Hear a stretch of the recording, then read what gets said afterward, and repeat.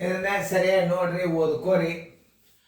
ಒಂದು ಆಯತಾಕಾರದ ಘನಾಕೃತಿ, ಉದ್ದ 4 ಸೆಂಟಿಮೀಟರ್, ಅಗಲ 3 ಸೆಂಟಿಮೀಟರ್, ಎತ್ತರ 2 ಸೆಂಟಿಮೀಟರ್ ಹಾಗೂ ಓದ್ಕೋರಿ ನಾವು.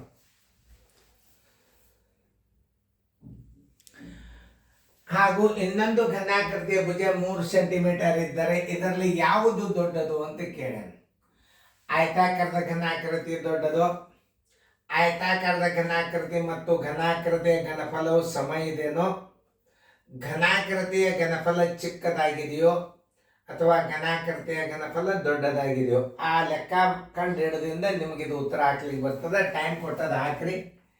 ಚೆಂದಾಗಿ ಇಂಥ ಮಾದರಿಗಳು ಬರ್ತಿರ್ತಾವ. ನಿಮ್ಗೆ ಉದಾಹರಣೆ ಹೆಂಗೆ ಬರ್ತಾವ ಅನ್ನೋದು ಎಲ್ಲ ಮಾದರಿ ಒಂದೊಂದು ಇರ್ತಾವ, ಸೇಮ್ ಟು ಸೇಮ್ ಇರೋದಿಲ್ಲ. ಒಂದು ಸ್ವಲ್ಪ ಇಲ್ಲ ಸ್ವಲ್ಪ ಏನ್ರಿ ಚೇಂಜ್ ಇರುತ್ತದೆ. ಅಂಥ ಗಣಿತಗಳನ್ನು ನಿಮಗೆ ನಾವು ತಿಳಿಸ್ತೀವಿ. ಇದನ್ನು ನಮಗೆ ಹೇಳಿಲ್ರಿ ಅನ್ಬಾರ್ದು. ನೀವು ಲಕ್ಷ್ಯ ಕೊಟ್ಟು ನೋಡ್ರಿ ಗಣಿತಗಳನ್ನು ಎಷ್ಟು ಚಂದದ.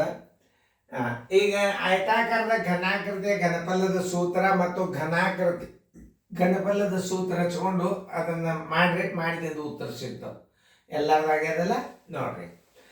ಆಯತಾಕಾರದ ಘನಾಕೃತಿಯ ಘನಫಲ, ಆಯತಾಕಾರದ ಘನಾಕೃತಿಯ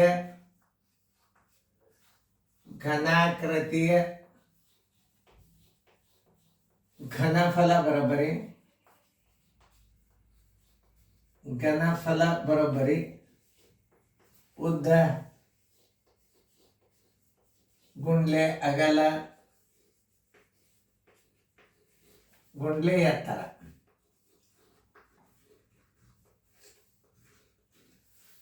ಬರೋಬ್ಬರಿ 4 ಗುಂಡ್ಲೆ 3, 4 ಗುಂಡ್ಲೆ 3 ಗುಂಡ್ಲೆ 2, 4 3 12, 12 24, 24 ಘನ ಸೆಂಟಿಮೀಟರ್. ಘನಾಕೃತಿಯ ಘನಫಲ ಬರೋಬ್ಬರಿ ಘನಾಕೃತಿಯ ಘನಫಲ ಬರೋಬ್ಬರಿ ಭುಜ ಗುಂಡ್ಲೆ ಭುಜ ಗುಂಡ್ಲೆ ಭುಜ ಬರೋಬ್ಬರಿ 3 ಗುಂಡ್ಲೆ 3 ಗುಂಡ್ಲೆ 3, 3 ಮೂಲೆ 9, 9 ಮೂಲೆ 27, 27 ಘನ ಸೆಂಟಿಮೀಟರ್. ಇವೆರಡು ಉತ್ತರ ನೋಡ್ಕೊಂಡು ನೀವು ಪ್ರಶ್ನೆಗೆ ಬರ್ರಿ. ನೋಡಿ, ಆಯತಾಕಾರದ ಘನಾಕೃತಿ ದೊಡ್ಡದು. ನೋಡಿ, ಘನಾಕೃತಿ ಘನಫಲ 27 ಅದ. ಆಯತಾಕಾರದ ಘನಾಕೃತಿ ಘನಫಲ ಏನ್ ಬರದ ಅಲ್ಲಿ ಉತ್ತರ ಎ ದೊಡ್ಡದು. ತಪ್ಪು. ಆಯತಾಕಾರದ ಘನಾಕೃತಿ ಮತ್ತು ಘನಾಕೃತಿಯ ಘನಫಲವು ಸಮನಾಗಿದೆ. ಅದು 24, ಅದು 24 ಇಲ್ಲ. ಅದು ಉತ್ತರ ತಪ್ಪ.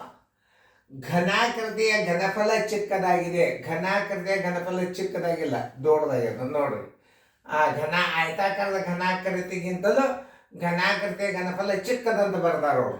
ತಪ್ಪು.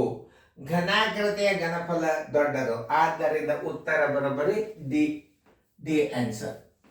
ನೋಡಿ, ಇದರಿಂದ ಏನಾಗ್ತದ? ವಿಚಾರ ಶಕ್ತಿ ಬೆಳೀತದ. ಈ ಗಣಿತಗಳನ್ನು ನೀವು ಕ್ರಮಬದ್ಧವಾಗಿ ನೀವು ಅಭ್ಯಾಸ ಏನಾದರೂ ಮಾಡಿದಿರಿ ಅಂತಂದ್ರೆ ಒಂದತಿ ಖುಷಿದಿಂದ ಹೇಳತ್ತನ್ನ ಒಂದು ವಿಷಯ. ಇದು ನಿರಂತರ ನಡೀತದೆ. ಇದು ಯೂಟ್ಯೂಬ್ ಒಂದು ಸುಮಾರಾಗಿ 1300 ವಿಡಿಯೋಗಳವ.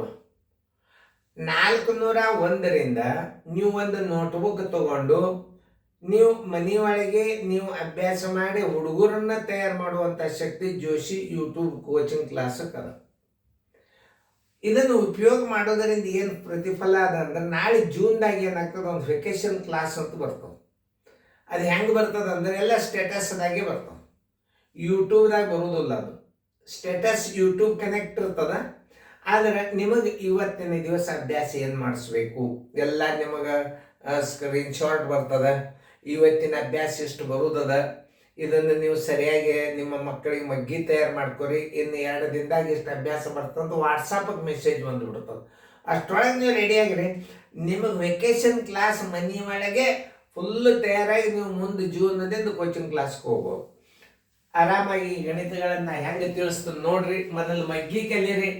ನೀವು ಜೋಶಿ ಸರ್ ಕೋಚಿಂಗ್ ಕ್ಲಾಸ್ ಗಣಿತಗಳು ನಿಮಗೆ ತಿಳಿಬೇಕು ಅಂತ ನಿಮ್ಮ ಮನಸ್ಸಿನಾಗಿತ್ತು, ನಾವು ಶಾಣ್ಯರಾಗಬೇಕು, ನಾವು ಎಲ್ಲ ಗಣಿತ ತಿಳ್ಕೊಬೇಕು ಅಂದ್ರೆ ಮಸ್ಟ್ ಆ್ಯಂಡ್ ಶುಡ್ 30ರ ತನಕ ಮಗ್ಗಿ. 30ರ ತನಕ ಮಗ್ಗಿ ಏನು ಮಾಡ್ಬೇಕಂದ್ರೆ 15ರಿಂದ 30ರ ತನಕ ಮಗ್ಗಿ ಬರದೇ ಕ್ಲಾಸ್ನಾಗ ಕೂಡ್ಬೇಕು. ಫಸ್ಟ್ ಪ್ರೇಯರ್ ಮಾಡಬೇಕು. 15ರಿಂದ 30ರ ತನಕ ಮಗ್ಗಿ ಬರೀರಿ. ಆಮೇಲೆ ಕಂಠಪಾಠ ಮಾಡ್ರಿ. ಆಮೇಲೆ ದೊಡ್ಡ ದೊಡ್ಡ ಭಾಗಾಕಾರ ಕಲ್ತ್ರಿ. ಜಾಯಿನ್ ಆದ್ರೆ ನೀವು ಜೋಶಿ ಸರ್ ಕೋಚಿಂಗ್ ಕ್ಲಾಸ್ ನೋಡ್ರಿ, ಚೆನ್ನಾಗಿ ಬರ್ಕೋರಿ, ಶಾಣ್ಯರಾಗ್ರಿ. Thank you boys. ಪಾಲಕರು ಶಿಕ್ಷಕರಿಗೆ ಕಾಳಜಿ ಮಾಡ್ರಿ.